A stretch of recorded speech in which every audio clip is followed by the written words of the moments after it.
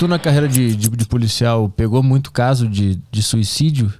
Sim. Isso aumentou ou diminuiu? Não, inclusive eu sou docente da matéria de abordagem humanizada à pessoa com propósito suicida. Essa é uma matéria que inclusive ela começou esse ano na instituição. Nós trabalhamos muito, inclusive essa técnica ela veio do Corpo de Bombeiros, do ilustríssimo Major Diógenes, que foi um dos caras que fundou a matéria. E isso daí está sendo assim, fundamental. Isso está sendo fundamental na nossa instituição, porque o policial ele recebe algumas técnicas nesse curso, o curso de 3 dias, né, que a gente fala. Ele recebe algumas técnicas que ele ajuda tanto na resolução das ocorrências com suicídio, como ele também ele acaba se blindando nisso daí. Olha que negócio interessante. Porque, sabe, Arthur, você entender como funciona a tua mente, você começar a entender esse processo do que está acontecendo. Está acontecendo isso comigo, mas eu posso equilibrar daquela forma. É muito interessante. Então, essa parte desse curso que a gente está aplicando lá, que é um estágio, na verdade, isso aí está sendo fundamental. Você mexer com o depressivo, você mexer com o psicótico, você mexer com pessoas altamente agressivas.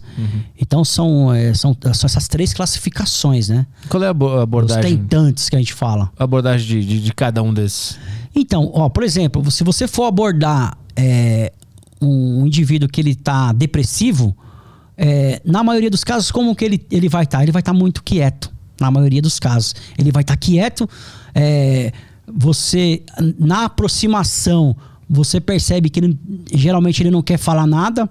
Ele vai só falar com você quando você se aproximar muito. Aí ele vai falar para. É um exemplo, ele vai falar para. O agressivo é aquele indivíduo que ele já vai chegar. Quem te chamou aqui e começa a xingar e coisa e tal, e começa a tacar coisas. Como é que lida com o depressivo antes? Qual é a estratégia? Com o depressivo, a estratégia qual que é? É você tentar fazer um canal de comunicação nele, no sentido de que ele traga para você fatores emocionais positivos, né? Fugir daquela questão do fator principal. Entendi.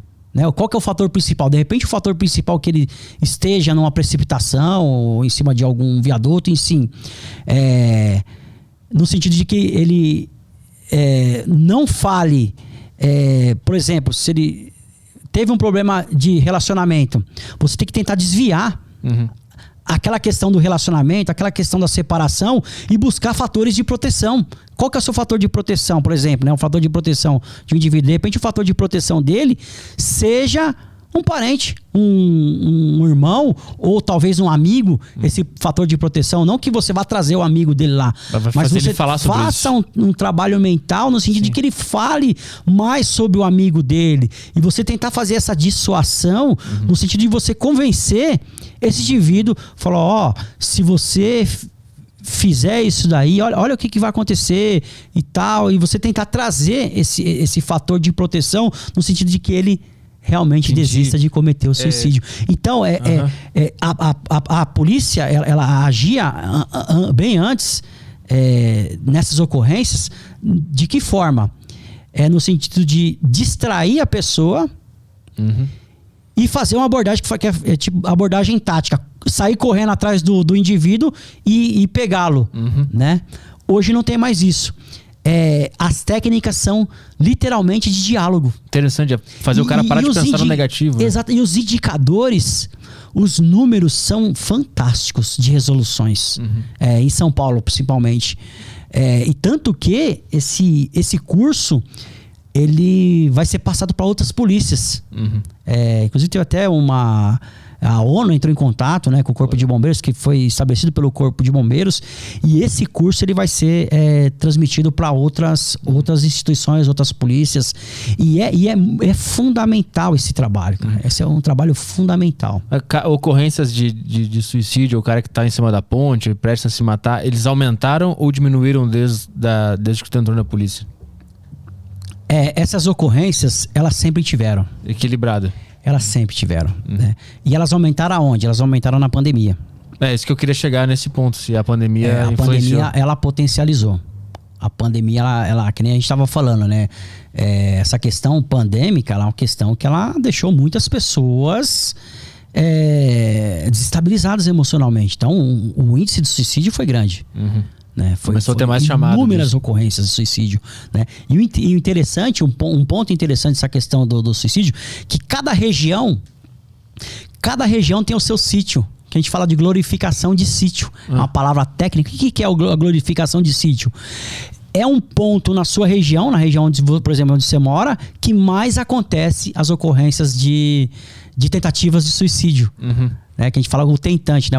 A pessoa que está tentando se suicidar é o tentante. Sim, tem um lugar específico. Um lugar específico, por exemplo, um viaduto. Uhum. Um viaduto daquela avenida tal é onde mais acontece. Sim. Chega a datas comemorativas, Dia dos Namorados, Dia dos Pais, Dia da Mãe, final de ano. Você já fica de olho lá. E aí as pessoas que já estão com um problema mental, que já estão com esse problema emocional, a tendência é que aconteça. Uhum. Né? Que a gente fala muito do efeito copycat, né? Que é o efeito de repetição do gatilho mental. Né?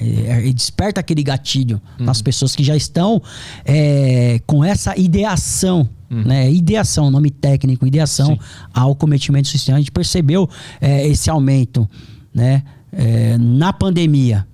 Mas são... se você imaginar, os países que mais têm suicídios, a Índia é o país que tem muito suicídio. Ah, é? Eu achei que eram os nórdicos lá. Não, a Índia ela ganha disparado. A Índia, a China... inclusive, muito problema com o suicídio de mulheres na Índia, por causa de violência doméstica. Caralho. Então, a Índia, ela tá no topo. Uhum. Ela tá no ranking, né? O que eu sabia é que acho que a Finlândia ou a Islândia, esses países também tinha muito índice de suicídio. Tem, né? Mas não é comparado. É? Não tem como comparar. Eu lembro que a explicação... Como Índia, China... E a explicação que davam é que o país era tão desenvolvido que a pessoa não tinha ambição nenhuma de fazer nada, porque já tinha tudo na mão, e é por isso que acontecia. Suécia também tem bastante e tal. São fatores diferentes em cada lugar, né? São nações que... A gente vê esse problema, é um problema mundial. O suicídio é um problema mundial. E a depressão em si, hoje, ela é um problema mundial. A gente percebe isso daí. Né? E essa é uma questão que os especialistas, né? Acho que é uma questão muito difícil de você combater. Porque é muito interno, né? É muito interno, é muito interno. Você vê uma pessoa que ela... Você vê aí, às vezes, artistas, pô. O cara é extremamente famoso e coisa e tal, rico, coisa e tal, de repente do nada... Né? É muito louco. Mas essa é uma questão extremamente...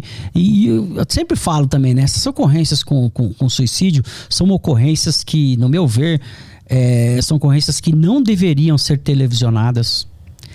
São ocorrências que elas não deveriam ir pra mídia. Mas não é, né? Aqui no Brasil não é.